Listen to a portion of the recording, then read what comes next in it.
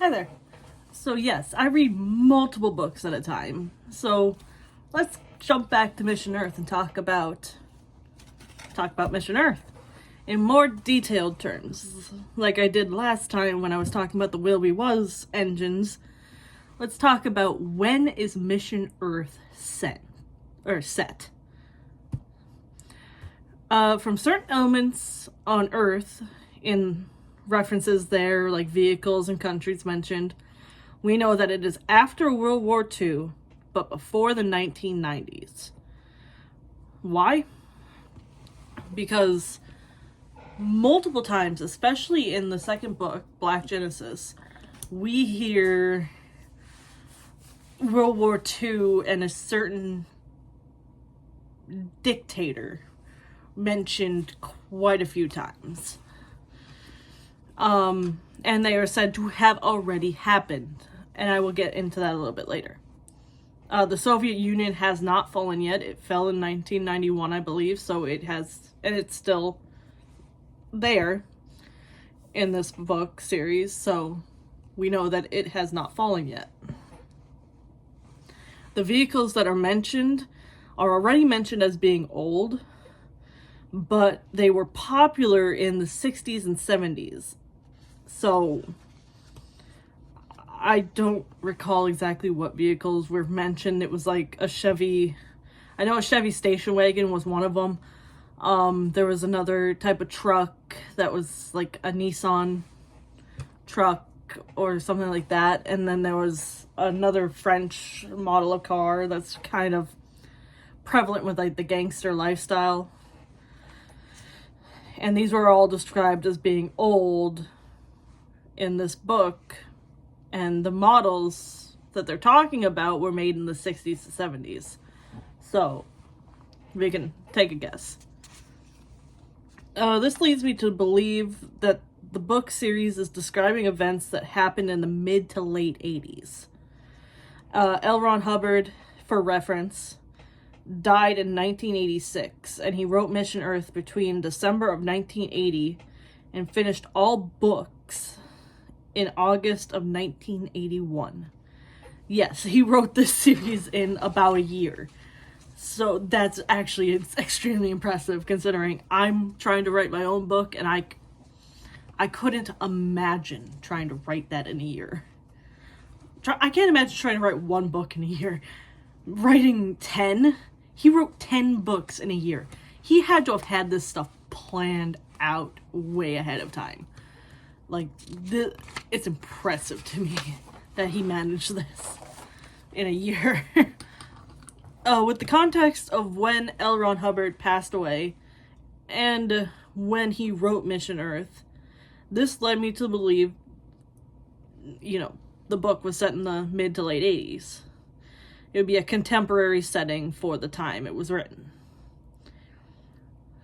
And like I said, the vehicles described are old, and others that are described as old even for the time are, some American cars. And then we get the reference of some of these vehicles that are being used in Turkey in the book have been there since World War II. And like I've said, I'm going to talk about the World Wars because I'm going to get into another part of this video too. So like I said with the World Wars, it says the apparatus members some of them got stranded sometime between World War I and World War II. And they got stranded on pt2, which is Earth, and joined the Turkish military during World War II in order to survive, basically. So their base doesn't get discovered, so they have guaranteed protection, food, money, whatever they wanted. So they actually ended up joining World War II for Turkey by taking uniforms off of dead soldiers and their weapons and just joining the ranks. They took the credentials so that way they would never, and they hid the bodies so nobody ever thought anything different. But during this time, they'd also set up a distress beacon, saying, hey, we've been stranded on Earth. Somebody come and get us. This is actually why the apparatus has such a strong base in Turkey. These members that fought in the war were considered heroes. And that leads to my next point. The apparatus base in Turkey. They say that it's part of they hide everything they're doing by having like a 24/7 projection of a mountaintop on this little plateau area. In this book, like I said, was probably set in the 80s. So a few years before the OPIOD epidemic, which caused a rise in deaths and ODs because of the availability of said substances. That's actually a whole plot point in this book, that Sultan is there to oversee the production of these substances and make sure they get back to Voltaire so that Lombard can use them to control the government. Anyway, with that out of the way, and with a whole World War II story out of the way, the apparatus funds the government in certain corrupt activities, and in return, the government protects the apparatus from the DEA. Now, the Turkish government doesn't actually know that these guys are aliens, so but they know that a lot of money is coming from this base that's supposedly teaching agricultural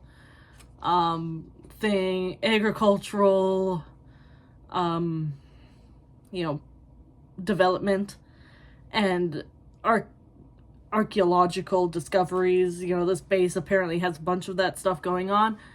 So the Turkish government is just turning a blind eye. Like I said, they're turning a blind eye to the apparatus activities, and they even help connect certain members of the apparatus with construction workers, scientists, butlers, maids, gardeners, really anybody that the apparatus might need or want. They're there. We actually see this in the people that are maintaining one of the mansions in the base are just, regular people who just happen to be employed. This is also why so many people are willing to do what Sultan says when he is in Turkey. This is like, Sultan is said to be the nephew of one of these war heroes, even though he's really not. And he's even living in the same house/mansion that this guy lived in.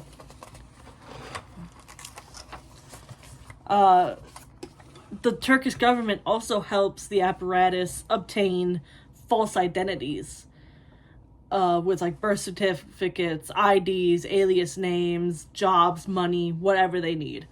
So if they see a certain person and they exterminate that person, the Turkish government doesn't count the death, doesn't make any record of it, and just hands off all of the credentials of this person to a similar looking apparatus member.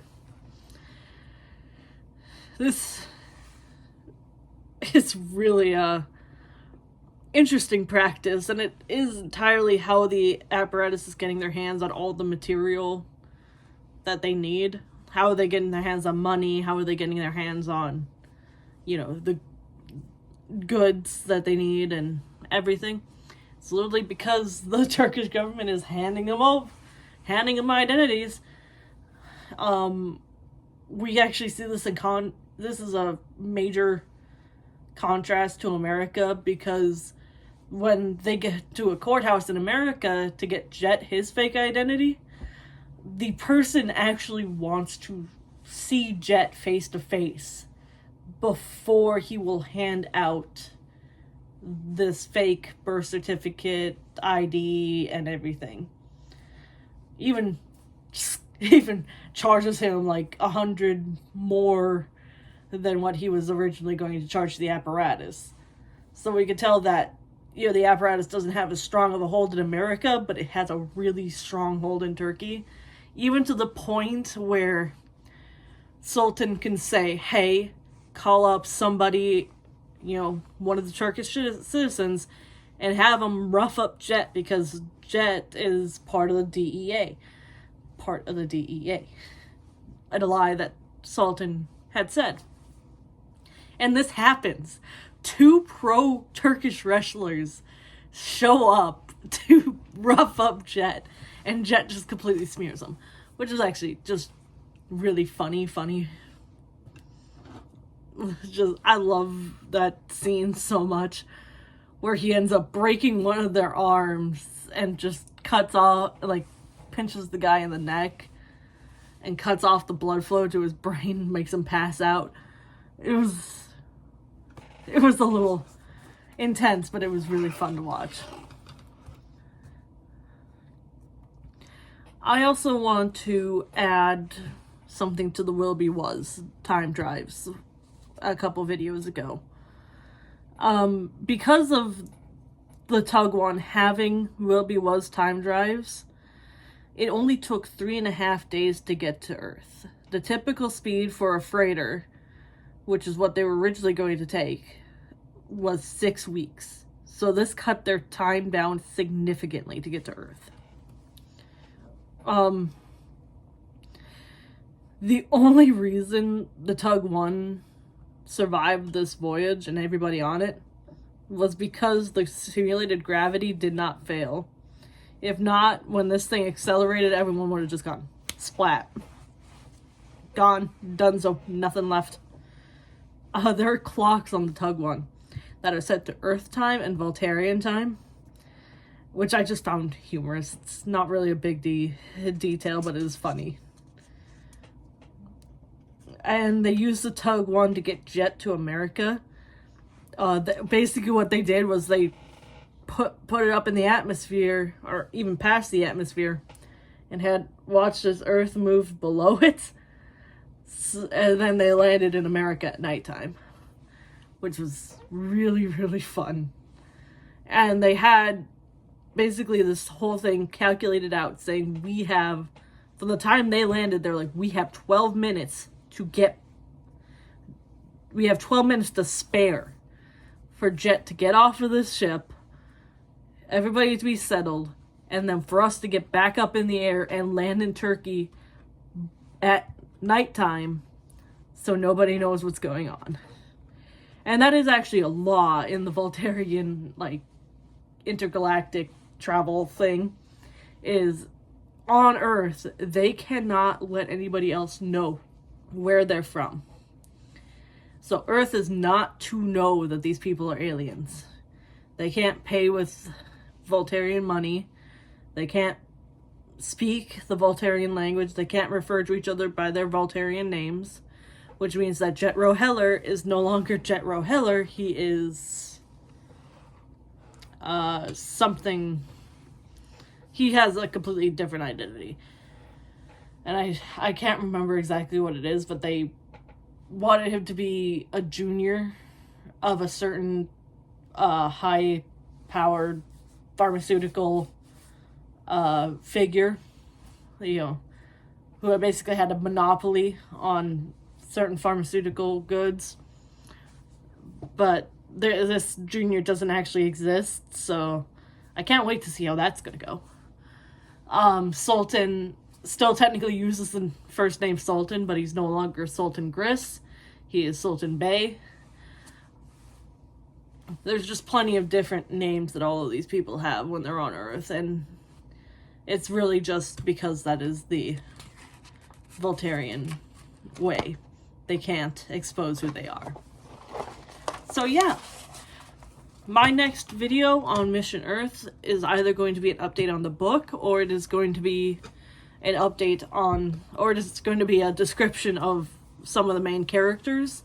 I'm still working on it. I've got Sultan down, but I want to get Jet down as well. But yeah, The next series I plan to do basically with this one, but I have to wait till I get paid to get it, is the Game of Thrones series. Yes, if you didn't know, there are actually books for Game of Thrones. So I can't actually wait. I've never seen the show, so I don't know. I'm going into that series completely blind. I also have Dune saved. I have another sci-fi book saved, and I have Jurassic Park and Jurassic Park and the Lost World saved as books to review. Definitely let me know if there's any other books you want to see, because I would love to review them for you. Next update on American Prometheus will be when I am finished with the book and when I'm starting on that assignment that I have to do for it. And yeah, that's basically all I've got. Share, like, subscribe, do all that. Till next time, see ya.